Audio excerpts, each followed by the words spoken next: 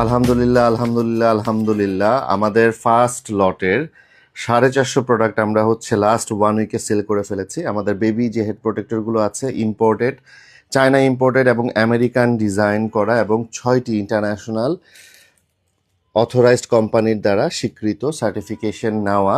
আমাদের প্রত্যেকটা baby head protector genuine, premium এবং রিয়েল কোয়ালিটি। অন্যান্য বাজারের যে সস্তা হেড প্রোটেক্টরগুলো আছে সেগুলোর মতো না।